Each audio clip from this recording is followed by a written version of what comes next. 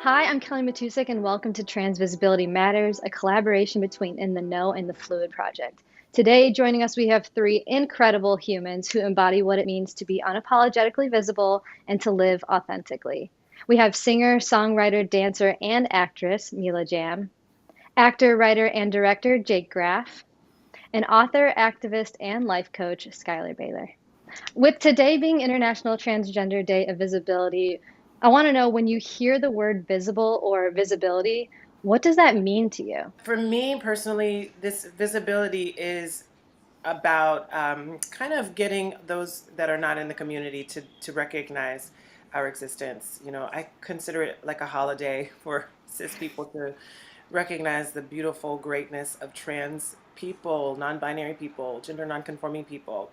It's a reminder that we are a part of your families, that we're your friends, your girlfriends, boyfriends, wives, husbands, everything in between, and a day for you to kind of like learn and see us. So for me, visibility means hope. I grew up never seeing another trans man until I was like 25 years old, and feeling like I was the only person in the world like me. And now there is so much visibility, and it's visibility for the young kids looking up and seeing that they can have successful, happy, productive lives. It's visibility for those older trans people that may have thought that they would never have the opportunity to actually live as themselves and their truth. And I think for me, it just is hope and potential, and we just need more of it. I love that. I think that's absolutely what I feel about visibility as well. I think the other thing I think about with visibility is empowerment of self. Like, I think that we often think about visibility as public facing, and that's absolutely part of it. But there's also visibility of me knowing myself and me saying, hey, I'm transgender. I'm visible to myself. And I like to add that in here too, because I know there's so many folks who aren't out to other people, who aren't comfortable or safe yet to tell other people. And that doesn't mean they don't have visibility to themselves. Yeah, and are pronouns a part of this? Absolutely. Yeah. I always like to say pronoun party. In my pronoun party, we like enjoy sharing these connectors. These are ways for us to get to know other people, especially when you're just meeting someone. And it gives you information, it lets you know how to address someone. I think it's for cis people, for trans people, for everyone in on the spectrum. And I'm all about the pronoun game. I love that. I mean, I think it's such an important thing to bring pronouns for everybody, and I think cis people often forget they too have pronouns, right? Everybody has pronouns, and I think this presentation of pronouns when we introduce ourselves, "Hi, I'm Skylar," he, him, should be normalized, right? And there's a couple things that happens when we do that, when we offer our pronouns. Not only do we make a safe space for trans and gender nonconforming people, but we also help dismantle this idea that gender expression, how we look, how we present ourselves, doesn't always equal gender identity. And I think that people often forget gender expression is also subjective. It's completely a social construct. How we look doesn't always equal who we actually are. And I think it's really important to dismantle that. And honestly, pronouns make such a difference. I actually weirdly did a live on last Thursday with River Gaio, who's an intersex activist, an actor, writer, director. And on their recent film, even the cast and crew list all have their pronouns listed, which was amazing and I'd never seen before. And it's such a small act that can just asking someone's pronouns. I was actually in a restaurant in New York a couple of years ago with my wife, and one of the serving staff actually came up and kind of said, can I just ask your pronouns? And Brother Jimmy's is like a big barbecue bar, sports bar. And if you look on their Google, weirdly, they are listed as a transgender safe space. So my wife and I went along, and she's got quite a deep voice. And, we ordered our meal, and this wonderful waitress just said, can I ask your pronouns? And honestly, it's just giving me goosebumps again, because it was such a sweet, lovely thing to do in this kind of big blue collar sports bar, and it just meant the world. And what tools have you used or tapped into as you've grown into yourself or yourself as a person and even gained confidence in your identity? There's so many. The internet has been such a tool. It is like probably the biggest tool to really gauging, who you are and figuring out how you fit into society. The ability to see people living and thriving and doing their thing, no matter where they're at, is just mind blowing. And as someone who grew up in a time where the internet was like literally optional and you didn't have it, on a phone, and you had to like go sit in front of a computer that was like, it had to like take 15-20 minutes to upload. It was just, it's amazing to see that we are able to have this conversation even now about our experiences, because someone is going to see this and they're going to see themselves represented, and that's the visibility that they deserve.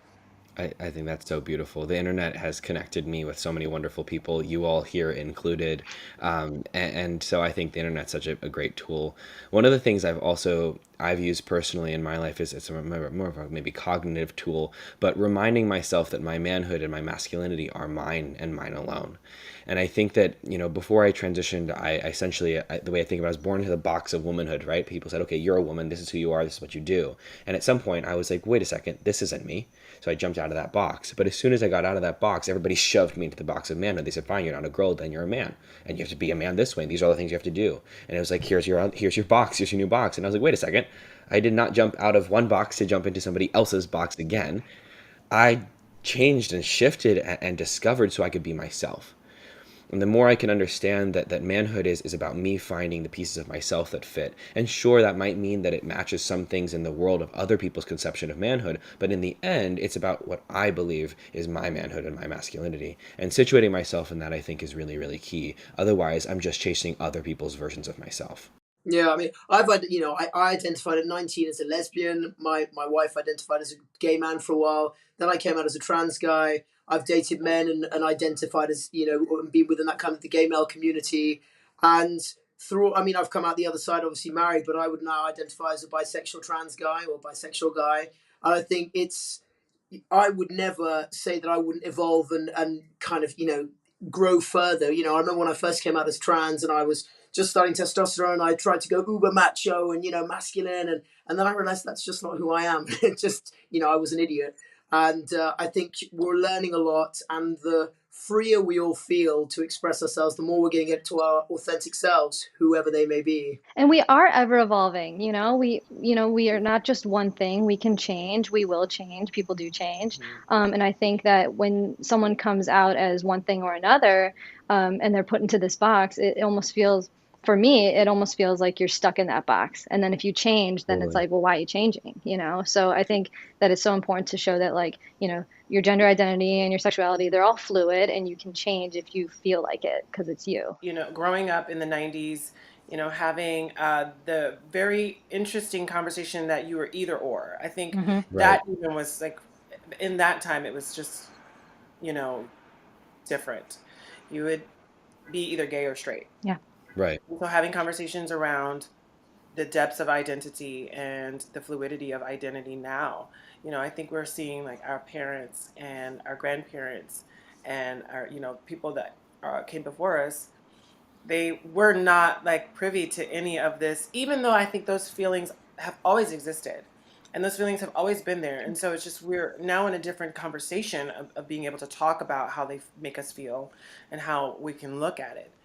So I just think it's important to acknowledge that, the shift and the evolution is, especially for the new generation of trans kids coming up now, in 50 years, what are they going to be discussing and talking about that may not have anything to do with pronouns or how we see ourselves right now? I think also this conversation about shifting and evolution and fluidity is so important. And I think the word phase is often weaponized against Mm. LGBTQ people in such a horrible way of like, oh, you're just going through a phase. And it's a way to totally diminish and invalidate a lot of folks' identities and a lot of folks' exploration of their identities. But I think we should all welcome that exploration. I'm still exploring myself. Yes, I've discovered that I'm transgender, but who knows what kind of depth there is to that. I think I explore new parts of my identity every day, and I hope I always do that because that's part of my own evolution and my humanity. Yeah. And I would say, the old phrase, see it to be it, it continues to ring true today. And in the last year, more and more trans folks have been stepping into physical positions of power and telling these stories that need to be told. With this increase in visibility, what changes do you hope to see in the next few years that will allow the trans community to truly transcend? I always say that I really just want to see us thriving, in our respected fields. As a Black trans woman, it's important for me to see Black trans women excelling in business, in art, medicine. And it's beautiful to know that we actually are being recognized, because for the longest time it's been such, like a secret. We've been, don't talk about it, and you don't want to have people bring it up. And I can't tell you how odd it can be sometimes to have conversations, just open, candid conversations with strangers or people about being trans and what that means, and no one bat an eye and no one flinching. But then the other side of that is that we still have such a high rate of murdering and such a high rate of, abuse towards Black trans women and trans people in general, emotional abuse, physical abuse. And I think I want us to know that we have the power to not only tell our stories and change the narrative, but that there are some people out there that are really on our side, that we do have allyship and accomplices, trying to stand up for us and trying to do the work. And it's just going to take all of our energy to really continue pushing forward, because we've gotten over that whole, like, do I belong? Yes, you do belong. We do belong here. And it is important to know that, we're capable. Yeah, I think there is a lot of change that needs to happen. I mean, I know it sounds kind of a bit glib, but the whole tearing down the patriarchy, because as we know, that is at the root of all evil. And when that's toxic masculinity, that's misogyny, that's homophobia, that's transphobia, that's racism. That is where it all began, and that is where it all stems from. And I know that this is something that's been long established, and it is going to be a very slow dismantling of that. But when we start doing that, and when we all kind of band together, and between all of us, there's got to be more of us than there are of them, and just like tear it all down, start again, and rather than us all sort of being othered and being put into these boxes, and as you say, being scapegoated or murdered or vilified or discriminated against, we should start again and be celebrated like we're doing now. Trans joy, queer joy, women joy. Let's just let's tear it down. The patriarchy is hurting all of us. It's hurting cis white men. It's hurting everyone who's directly affected by it. And I'm totally here for dismantling it. And it takes us all having a little bit of a hand and changing the conversation. And we all change, every 7 years, every however many years. There's a different side of us that sometimes, like a little bit of a layer of something that peels back and that peels back. And it's just beautiful to know that you can discover all of that. But think of how, I don't know, think about how humanity would progress if in the future we've done that work on ourselves, and we can actually like allow each other to have space and representation. I mean, all of us, even my wife, who, when we met, she'd never been on a date in her life. She was in the British military for 10 years and had kind of, she came out in the army and got a good response, but had made her peace with coming out as a trans woman was going to mean never finding love, never having a family, never being wanted in the way that, everyone wants to be desired and loved in just a, not even a sexual desire, just I want to be with you. And 5 weeks into dating, she said, this is incredible because I never thought I would be here with a man to love me, because I just resigned myself to being unworthy and undeserving of that love, because that's what I've always been told all my life. And Hannah and I are both patrons of a charity called Mermaids in the UK, which works with trans kids and their families. And we are now seeing, they have these weekend residentials where all the kids, and we're talking about 50 odd families, all get together, and you see all these trans kids from age 3 to 19 running around and just doing normal things like their first kiss, holding hands for the first time, the first kind of crushes, all these beautiful moments that, because they are made to feel so normal, whatever normal is, but so usualized in this surrounding, in this setting, that these are kids that grow up feeling like it's all there for them, and feeling like there is that potential, and like there is that hope, and hopefully that nothing can hold them back from achieving everything else that they dreamed of. So, there is just being visible, but, knowing that younger generation is seeing things in a very different way that we have gives me hope. I love that idea of peeling back the layers. And I think that often trans people have a bit of a head start, if not a huge head start, on doing that. Because in order to even proclaim our transness, we have to have done a significant amount of introspection to some degree, right? And I think that that's actually, I see that as a privilege, a superpower, if you will, because I think that it's an ability to know myself, a demanding of knowing myself, actually, that a lot of cis folks never will actually do. And my hope for the future, and part of that dismantling of the patriarchy is for people to know themselves further, especially cis people, especially cis men. And I think that the more we do that, the more we encourage cis men to understand their emotions, right? To dive into themselves, to do that introspection work, and it is work, right? The more that It is work. exactly, the more we bring people into that and encourage people and normalize that, I think that that will have a huge hand in dismantling the patriarchy, because the patriarchy is often built on repressing men too, right? It's repressed men who are repressing other people. And it's the whole idea of like, well, if I can't have it, then you can't have it either. And it's very, very toxic. So Yeah. I think it comes at the hands of allowing men as well to be themselves in their full expression, and that I think can cascade, because dismantling the patriarchy is also, and actually specifically, a man's problem, right? In the same way that racism is not a black people problem, it is a white people and non-black Yeah. POC people problem, and I think that's something we need to walk into as well. Yeah. As we talk about cisgender folks, according to a study from GLAAD, over 80% of Americans don't personally know someone who's transgender. So how can cisgender folks, both outside of and within the LGBTQIA plus community, be truly supportive to the trans community at large, but also their trans friends who they may know and family members? I'm just going to go out on a limb and say that those 80% are probably incorrect. They probably do know a trans person. They just They just don't don't know know it. they know That's a trans the person, answer. because we don't always look a certain way. People think Yeah. that trans people are like, oh, that person's like doesn't look trans. The amount of times I've been told I don't look trans, I'm like, what do you think trans Yeah. looks like, right? I actually don't Um, think that. I actually agree completely, 100% agree with you, Schuyler. And I actually have moments where I've interacted with, in dating and with men. And I actually feel like because I didn't present in a way that they thought trans women should look, that it was strange that like you like it was bad that I didn't look trans. And it was like, but you how just dare look they? like a cis woman. And I'm just like, okay, I get it. There's a feeling of like, ooh, yeah, I compare to a cis woman, but then there's a feeling of like, but I am a trans woman, and I'm embracing that. And then I'm just like, at the end of the day, I'm just me. So like, why Mm, can't I just be just me? And why can't you mm, like that? And why can't mm, that be enough? And so that's a very good point you brought up about mm. that. Yeah. Yeah, I always like to tell people when the whole bathroom conversation comes up, I'm like, you have definitely peed next to a trans person and you lived and you're fine and you And didn't you even know. lived and you're fine. Right. But Kelly, to answer the question sort of directly about how to be the best allies to trans people, the number one thing that's the most impactful, most important, and actually simplest thing to do is to call us by the right name and pronouns. Right? Call us by the right name and pronouns always, gender us correctly, and then the next thing beyond that is to correct other people when they mess up or when they misgender us. So even if I'm not in the room, if somebody calls me a woman or calls me she, her pronouns, you correct them.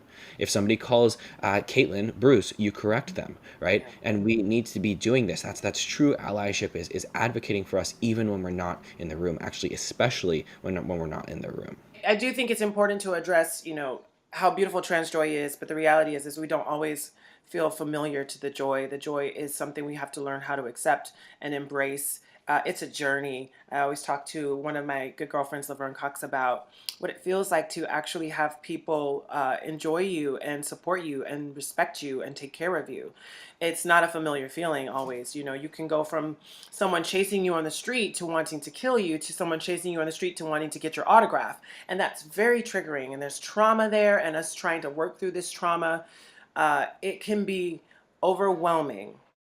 The problem is, though, with all this, being better allies of our community and so on, there's all the sort of usual things like, if you hear and see transphobia, call it out, and, have your stand up for us and so on and so forth. But, it's easy to kind of put that on cis people when amongst our own community, there is so much infighting. And I see it online, and I see, binary members of the community attacking the non-binary community, the gender fluid community. And there's very much these divisions, people that I used to look up to. And now I see online, I'm like, what are you doing? How are you in this position, knowing what you've gone through, what we've all gone through?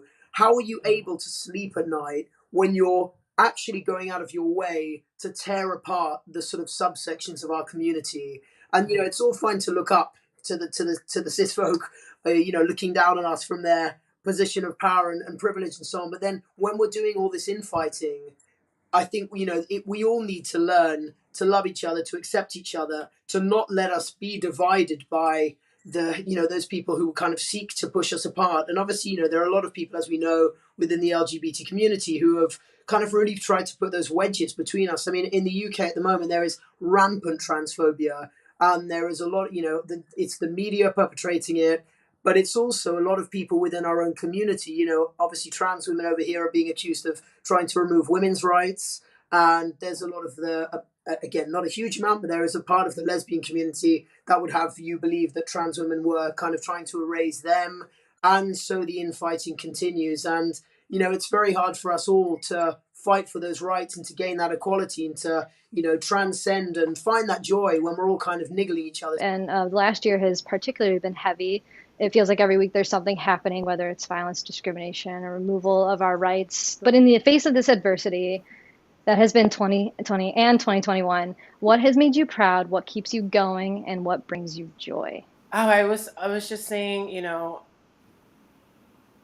my sisters give me so much joy having this sisterhood of beautiful, amazing, talented, world renowned trans women that are behind me and support me. I think your tribe is so important. Your chosen family is so important. That is our lifeline. Those are the people that hold us down. They encourage us, they inspire us.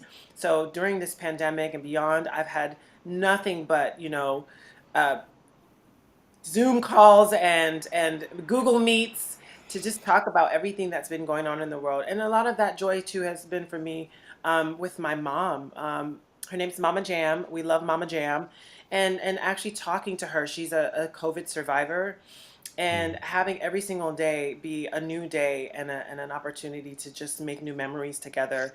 It's just been so beautiful. We've gotten even closer than we've already been, and I'm very fortunate to say that I have a great relationship with Mama Jam. So that has brought me lots of joy, and having conversations like this. I think we're only here for a short amount of time, and I think about what are we going to do with it while we're here. Yeah, I mean, honestly, that seeing it's the young people for me. I work with two youth charities. One of them is Mermaids, and one of them is the Albert Kennedy Trust, which helps homeless LGBT youth who've basically been thrown out like rubbish by their parents. And seeing these young people flourish, seeing them work together, seeing them become empowered, seeing them become confident, seeing them know that they can be everything they want to be, that the world is changing. All these statistics that we hear about, like, 50% of 15 to 24s identify somewhere along the kind of LGBTQ plus spectrum. All of those things, I think we are heading for a good place in the future.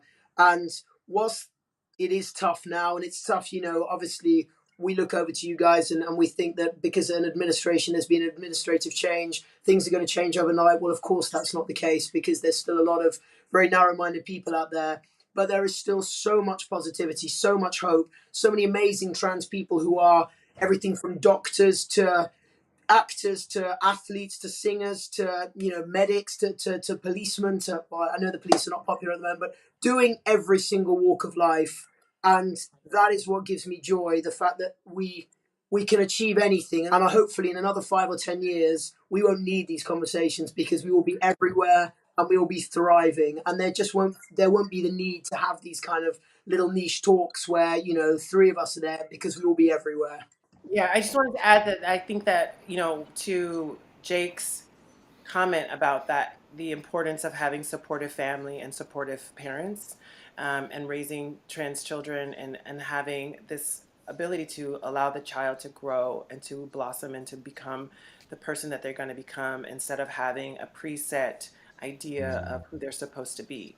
And, I know that Jake, as a father, is really proud of having a little one and giving them the space to sort of, be on the journey with them. We rarely see parents alongside the journey of their kids instead of telling them that they have to be this and they have to do this and have to go into this field and play these sports or, be this person in their family. And I know that a lot of people have children because they want to feel that, that social acceptance.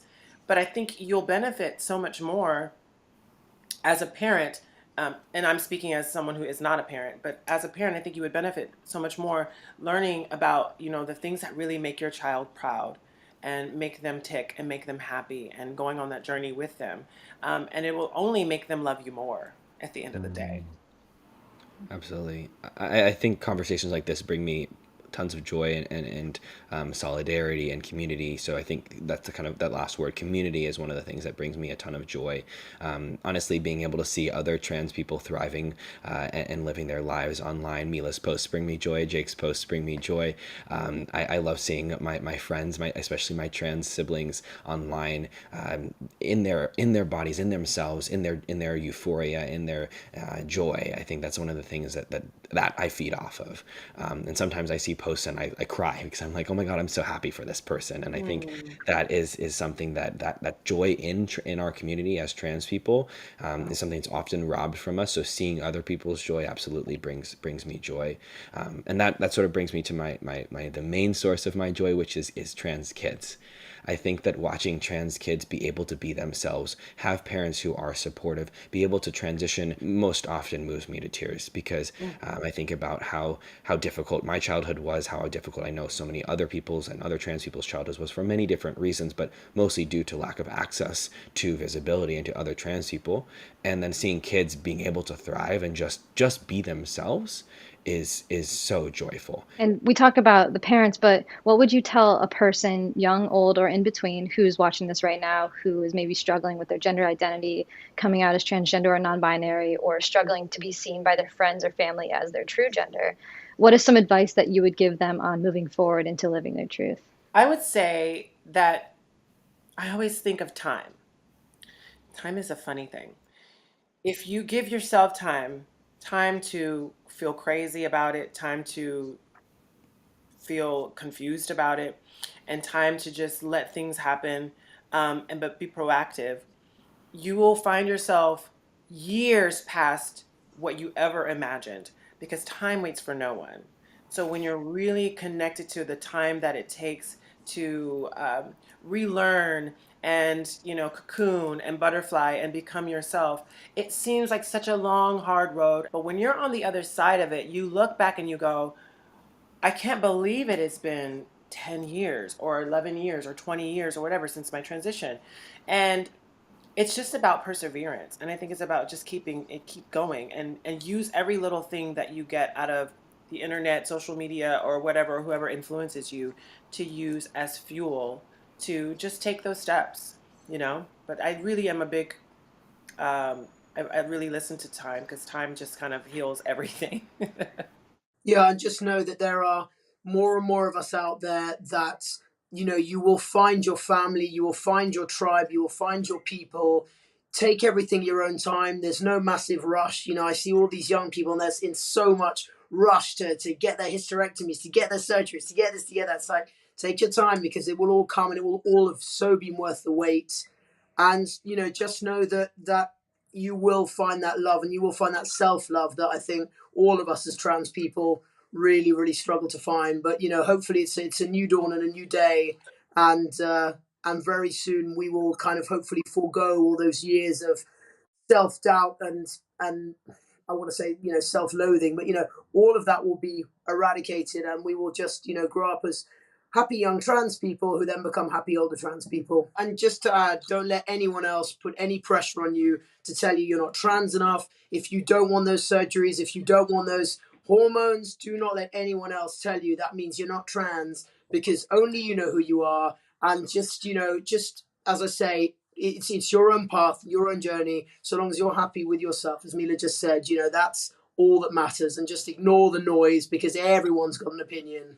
One of the things I also would want kids to know is that you know your identity, and maybe you don't know all the pieces of it, but you are the person who's going to be able to figure that out. Nobody else can figure that out for you. And I have a lot of kids who will ask me, "How do I know I'm trans, Schuyler?" And I'll be like, I can't tell you if you're You trans. will know.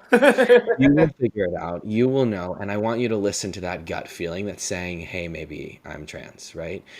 You listen to yourself, and you listen to yourself only about this. Do other people matter? Sure. And you might want to listen to some people's thoughts around you, but they are secondary. You are primary. And I think that one of the things I think about with identity is people seem to think that they can tell somebody else who they are, and I have come to realize that's such a ridiculous concept. And I'll put in a little analogy. So if I say I'm hungry, somebody can't tell me I'm not. They can't be like, oh no, you're not hungry. I But know but that but you're not wait, hungry. Schuyler, but Sure. I have to cut you off there because this is very important information you're giving. This is socialized. This is Yeah. like the culture has does this to all of us. And Sure. I'm just piggybacking on what you're saying because this is brilliant. There's so many times being a very like disciplined, self-aware person, I am like the worst for people who like to tell you what to do because they're literally like, you're hungry. You want to do this and you want to go here and you want to wear this and you want to look like this and I'm the first to be like, actually no, not what I'm into, not my thing.